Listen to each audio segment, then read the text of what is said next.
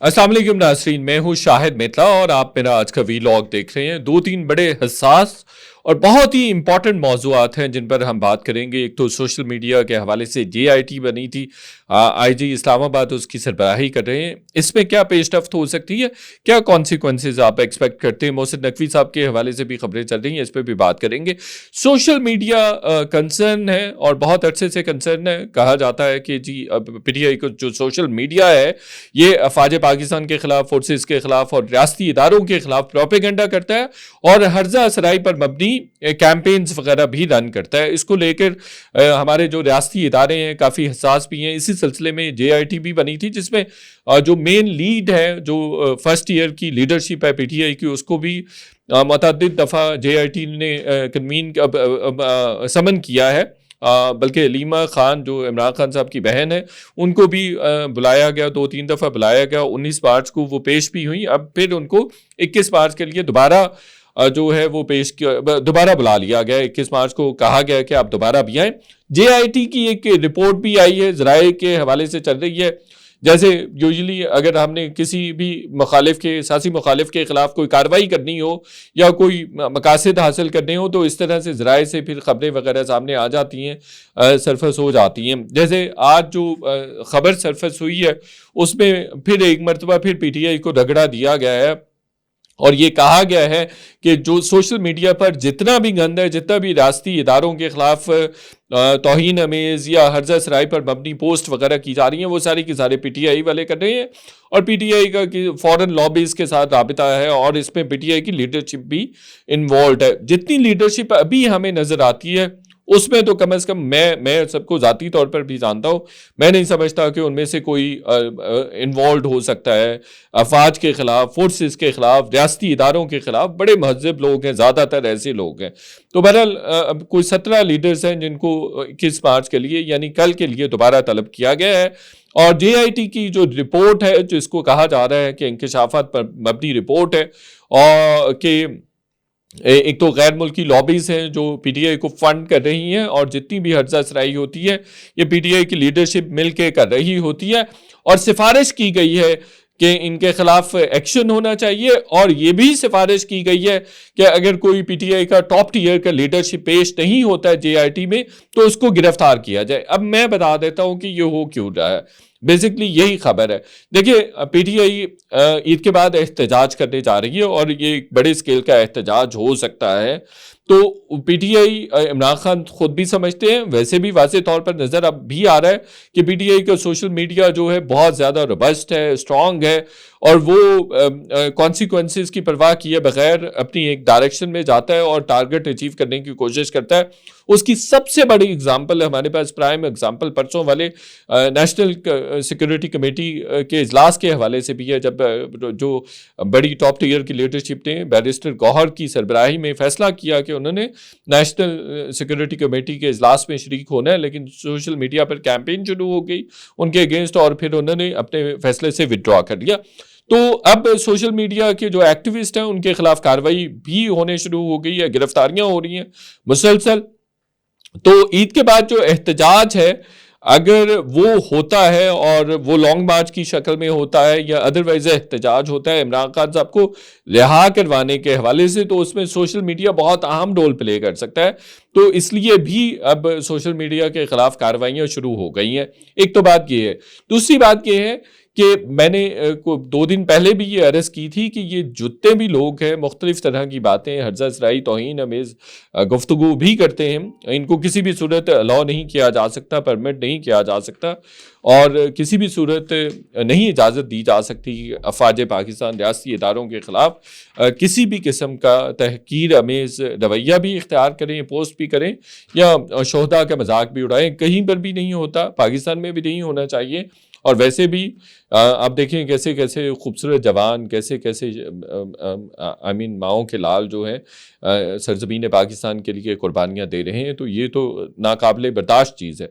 लेकिन अर्ज़ ये है कि ये तमाम लोग जो ये कर रहे होते हैं ये सारे PTI के लोग नहीं हैं।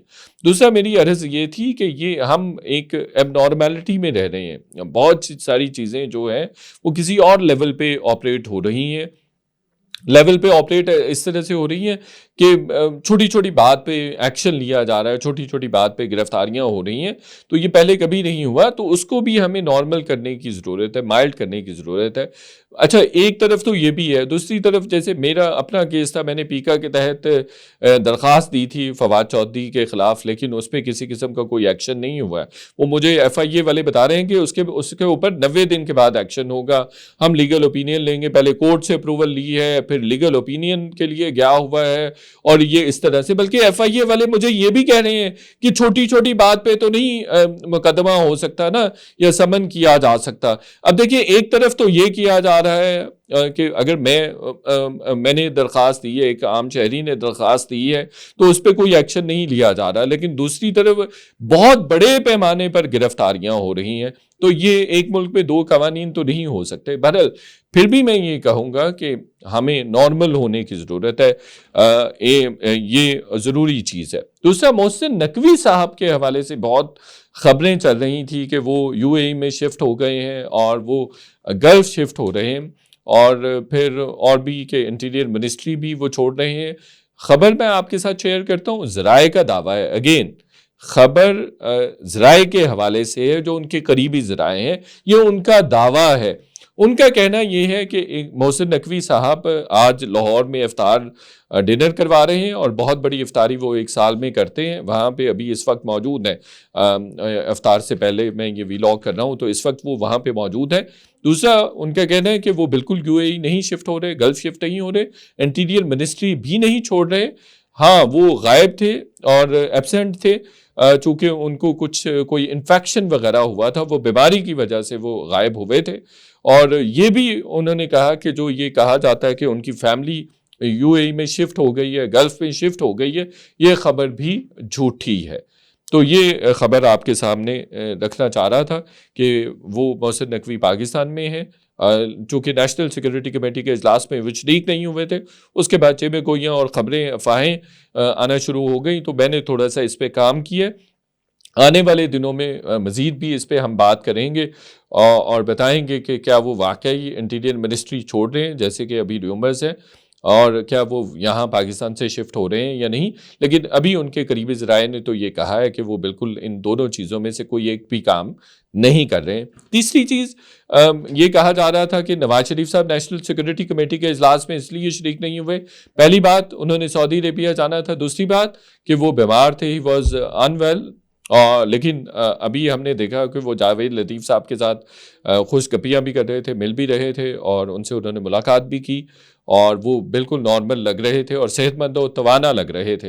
اور دوسرا، وہ سعودی عربیہ بھی نہیں گئے. تو جو عمران خان پہ تنقید ہو رہی تھی، یہ کہ عمران خان کی پارٹی نہیں آئی، یا پی ٹی آئی نہیں آئی، یا پی ٹی آئی کے لوگ نہیں آئے، وہ اس سے کہیں زیادہ تنقید جو ہے وہ نواز شریف صاحب پہ ہونی چاہیے، جن کی اپنی حکومت ہے، جن کے چھوٹے بھائی وزیر اعظم ہیں، جن کی بیٹی وزیر اعلیٰ پنجاب میں. ان پہ تنقید زیادہ بنتی تھی کہ وہ بطور حکمران بھی انہوں نے نیشنل سیکورٹی کمیٹی کو کوئی کسی قسم کی لفٹ نہیں کروائی، اور وہ نہیں آئے. اور یہ بھی کہا جا رہا ہے، جو ان کے قریبی لوگ ہیں، ان کے قریبی لوگوں سے بھی میری بات ہوئی ہے، تو یہ بھی ایک خبر ہے. ان کا کہنا یہ ہے کہ جی نواز شریف صاحب یہ سمجھتے ہیں کہ فیصلے کون سا ہم نہیں کرنے ہیں، جو ہم جائیں اور جو بھی ہے جیسے کرنا ہے یہ خود ہی کر لیں گے. یعنی اسٹیبلشمنٹ خود کر لے، اور جیسے انہوں نے کرنا ہے وہ کر لیں گے، اور شہباز شریف کافی ہیں ان کو فیسیلیٹیٹ کرنے کے لیے، ہیلپ آؤٹ کرنے کے لیے. تو وہ اس طرح سے بھی سوچتے ہیں، تو انہوں نے ایسا کوئی اہمیت ہی نہیں دی. تو یہ دہشت گردی کے خلاف جنگ اور ایک نیشنل کنسنسس ڈیولپ کرنے کے حوالے سے یہ سنجیدگی ہے حکمران جماعت میں اور ان کے لیڈرز میں. چوتھی ایک اور بھی بڑی اہم چیز ہے جو ہم ابھی کچھ کل پرسوں بھی دیکھ رہے تھے کہ جی فیصلے تو پہلے ہی لے لیے گئے تھے. یہ نیشنل سیکورٹی کمیٹی کا اجلاس جو ہے یہ ایسے ہی تھا، فارمیلٹی تھی. یہ کچھ جرنلسٹ جو اسٹیبلشمنٹ کے قریب سمجھے جاتے ہیں ان کی طرف سے یہ پوائنٹ آف ویو آیا ہے، اور ان کا جو پوائنٹ آف ویو ہے وہ اسٹیبلشمنٹ کا پوائنٹ آف ویو لیا جاتا ہے.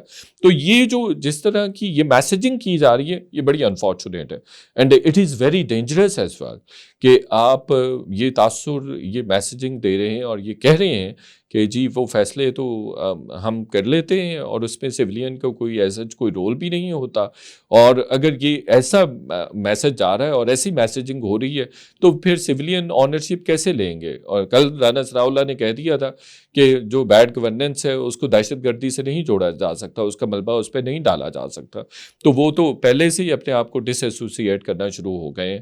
تو یہ ایک سنجیدہ بات ہے جس پہ آپ کو غور کرنا چاہیے کہ اس میں تمام کے تمام stake holders equal responsibility, equal ownership کے ساتھ آگے بڑھے، تبھی ہم اس وینس سے جان چھڑوا سکتے ہیں۔ شکریہ۔